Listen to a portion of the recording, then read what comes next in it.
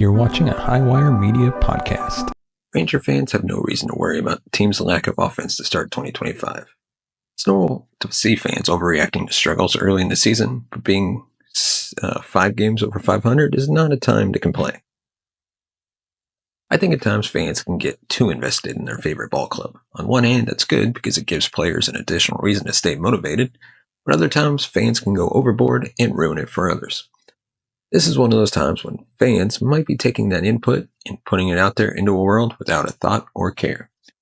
The Rangers left Sunday's series finale against Tampa 8-2 on the season, yet fans have found a way to be critics. Sure, the offense hasn't been as advertised to start the year, hitting 190 as a team in the first 9 games, but once again the team is 5 games over 500 and had the best record in the American League thus far. Why are we focusing on the bad? Baseball is a hard game to play, especially when playing at the major league level. Players aren't going to find success every at-bat. As a matter of fact, if a player fails 7 out of 10 times, he's considered among the best hitters. Yet after 4 first-inning runs by Texas on Saturday, the Rangers didn't record a hit until the 7th inning. This caused fans to lose their minds online, saying, "Just putrid, impatient, terrible ABs from these hitters." I'm not going to act like everything has been perfect, but there are teams that have only won one or 2 games this season.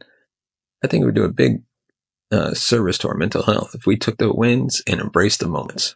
For those worried about Corey Seager's lack of offense this season, don't be. It's Corey Seager. You really want to stress out that a 2-time World Series MVP hasn't found his groove yet, only 9 games into the season? What about wanting to bench Jock Peterson, or calling for Kevin Pillar to play the field for Adolis Garcia because a hard hit liner bounced off his glove in the first inning for a double that ended up being a non-factor? Not worth the energy. I wish we could just sit back, relax, watch some baseball, and embrace that this team is finding ways to win ball games despite their struggles. We have 153 games left this season. There is plenty of time to freak out. Enjoy it right now. And with that, we address some of those issues. Is it time for Ranger fans to worry about Josh Young? Another year, another IL stint for Josh Young. Is it time to accept this as who he is as a player? Or should he still have an unquestioned starting role in 2025? With another disappointing early season injury, Josh Young has been added to the IL again. When healthy, he is incredibly productive, but being healthy has been a major issue. Dating back to his time in the minor leagues, injuries have almost been a given for every season of Young's career. In just 3 major league seasons, he has been listed with 5 different injuries. Most of these injuries have been flukes. Fans will remember that Young missed significant time last year due to a pitch that hit him in the wrist in just the 4th game of the year. When he is on the field, he has displayed incredible offensive and defensive talent. There is no doubt in the talent that he shows. His role is unquestioned on the team when healthy. The only problem now is that the Rangers have a phenom coming up that needs a position in Sebastian Walcott that will end up creating some uncomfortable conversations among the clubhouse. There is a severe influx of infielders currently in the Rangers clubhouse, as well with Young, Josh Smith, Corey Seager, Marcus Semien, and Ezekiel Duran.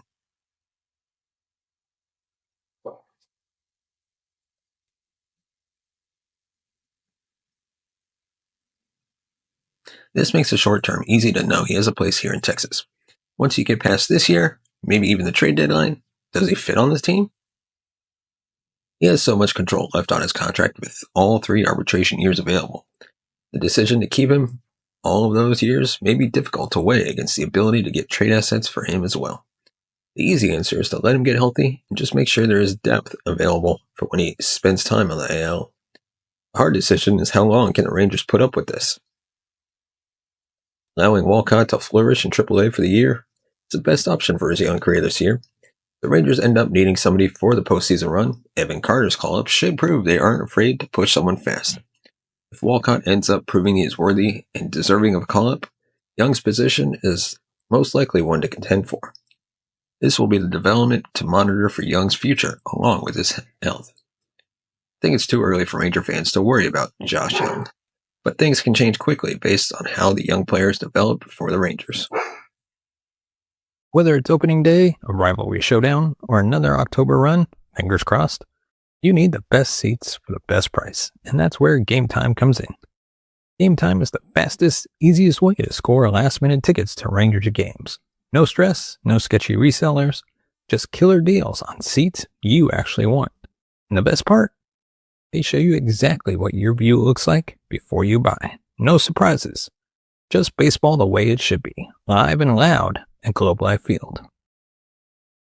Say goodbye to ridiculous fees and hello to Game Time's best price guarantee. You find a cheaper ticket somewhere else, they'll credit you the difference. That's how confident they are that you're getting the best deal. Don't wait, use the link in the description and go get your ticket to the next Rangers game. And get ready to be there when the magic happens. Last minute tickets, lowest prices guaranteed, and that's Game Time. And now back to our episode.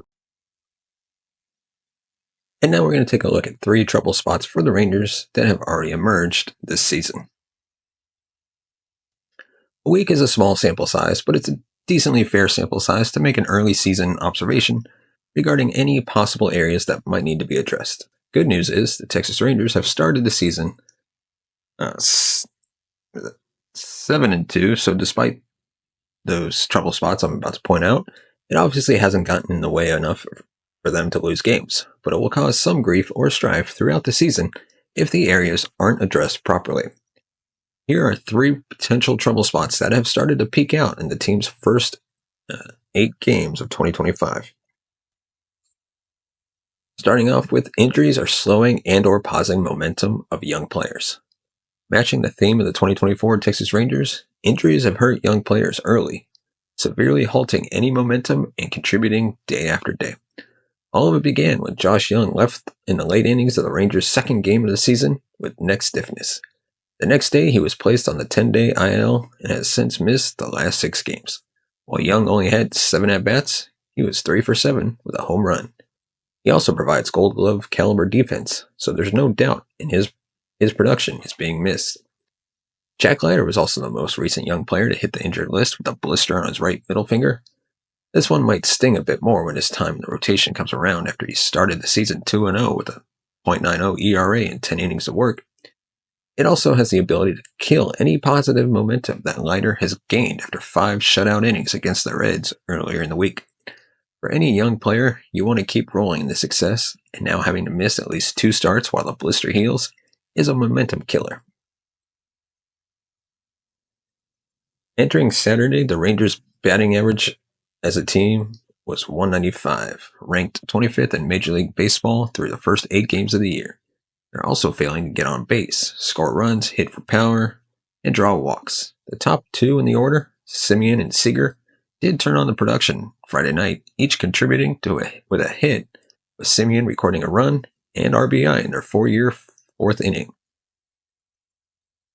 But outside of that, they are struggling, hitting 8 for 50 and 2 RBIs. Texas has won 6 games thanks to their sparkling starting pitching and the offensive production from a select few, including Wyatt Langford, and the new guys, Jock Peterson and Jake Berger, also need to step up and finally find their groove. If you watched the Rangers game on Friday against Tampa Bay, that is the ideal offensive game plan, knocking hard singles, doubles down the line, and the occasional home run. It seems that early on in the season, Texas has been swinging for the fences the majority of the time. And third, who will the Rangers turn to in the back end of the Rangers rotation? In 4 of the Rangers' last 5 games, the starting rotation has thrown 24 scoreless innings and has a staff that has a .227 ERA in 8 games. The stars of that are the 2 aces, Nathan Eovaldi and Jacob deGrom. And the youngster, Jack Leiter. Even Tyler rebounded from a tough season opener to throw 5 scoreless innings on Friday. When the rotation gets questionable, or where the rotation gets questionable, is Kumar Rocker's spot. Rocker got tattooed by the Reds for 6 earned runs and only 3 innings of work in his first start of the season. Now, it's not fair to say Rocker will never find his groove, but if there is any question mark in this staff, it's Rocker. Leiter's trip to the IL also adds some worry to the corresponding move was to recall veteran lefty Patrick Corbin from the minor leagues, who in my opinion is one of the worst pitchers of recent seasons. While Corbin eats innings, he hasn't posted an ERA below 5 in the last 4 seasons. That's not the answer, and if the offense continues to struggle, Texas will need the best pitching they can get. And now we're going to take a look at one prospect that needs to be called up before May 1st. The Rangers are off to the best start since 2012. How can they go from good to great? Well, the answer, calling up this top-tier minor league reliever. The Texas Rangers are 8-2, the best record in the American League, and are a few pieces away from firing on all cylinders to get the season started. They've played 3 series in 2025 and have won all 3, including a series sweep over Tampa Bay this weekend. The offense is still struggling to get its feet wet, with the team batting average under 200, and while the pitching is one of the best ERAs in the league, it can always get better. With the addition of this top reliever in the Rangers organization, Texas can be moved to new heights early this year. The Rangers need to just go ahead and call up Emiliano Teodo. Emiliano, apologies if I'm saying his name wrong, was one of the brightest spots on the roster this spring, recording 2 saves and 3 scoreless innings of work. During the spring, many were thinking that Teodo would land the closer role that was vacant, which is now in the hands of Luke Jackson. However, the Rangers decided to start him in AAA to continue building his stock as a starting pitcher. Not sure what has changed from then to now, but early in the season, Teodo has only seen innings out of the bullpen with the Round Rock Express, and he's been as good as advertised, posting a 1-0 record in 7 strikeouts and 5 scoreless innings of work. Teodo was signed as an international free agent in January 2020 out of the Dominican Republic and is now the number 6 prospect in the organization. The right-hander features a high 90s 4-seam fastball that could top out in the triple digits and a mid-80s devastating slider that generated a 58% swing and miss rate last year. He also offers a changeup, but the 2 earlier pitchers are his bread and butter. While Teodo has been used primarily as a starter in his professional career, 50 starts in 82 games, he has been pitched in his first 5 innings of 2025 out of the bullpen for AAA Round Rock. In 20 games last year, Teodo recorded a 5-4 record with a 1.98 ERA, 110 strikeouts, and an opponent batting average of 178. Unlike the last 2 seasons, the brightest spot at the major league level for Texas has been its pitching, which has the 5th best ERA in the league. While it begins with the starting rotation, the bullpen, highlighted by Robert Garcia, Chris Martin, and Luke Jackson, has been just as locked down and clutch. Naturally, there are a few arms that might be struggling. Mark Church had a tough outing on Sunday, and Gerson Garabito has surrendered 4 runs and 9 hits in 4 2/3 innings. I get that Garabito provides longer relief for the Rangers, but Teodo could help transform that bullpen to new heights. And now we're going to take a look at one Ranger player whose spring has not matched his regular season performance thus far. Jock Peterson is having a tough first week of the 2025 MLB season. While it isn't fun to watch, there's no need to really be that concerned. Regardless of how much stock people put into it, spring training stats do not matter. Now that's a perfect mindset for a player that struggled in camp to enter the regular season and turn it around, but for those who are hot in March, they are probably wondering what is different from just a few weeks ago.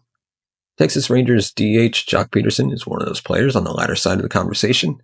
The 32-year-old slugger knocked 5 home runs and drove in 15 runs in nearly 40 at-bats during the spring, but so far, 7 games into the regular season, he's been non-existent. He entered the final 2 games in Cincinnati with only 1 hit to his 2025 season. It is good that Tuesday and Wednesday against the Reds, he started to string it together a bit and recorded a pair of hits, including a pivotal double off Hunter Green on Wednesday, and was driven in by Josh Smith to score the winning run for the Rangers. All that being said, he's still being productive despite the numbers not displaying that fact.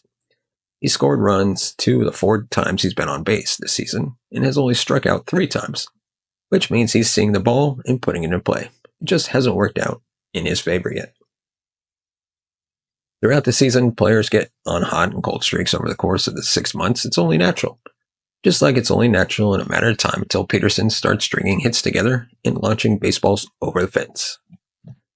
From a fan's perspective, it's important to remember that we are only 1 week into a 162-game schedule, and it's more than fair to not see lights out production from any player immediately. It is even magnified when a player such as Peterson is coming into a new environment with a new team to get into the swing of things and become comfortable over time. There's nothing we as fans can do to make his progress go a bit faster. He's limiting the strikeouts, putting up long at-bats, and scoring vital runs when needed. There's also a tiny factor on the new incoming torpedo bat that Peterson ordered and is anxious to start using. I'm not saying that will be an automatic page turner for him, but I know there is real science and data to show it can be valuable.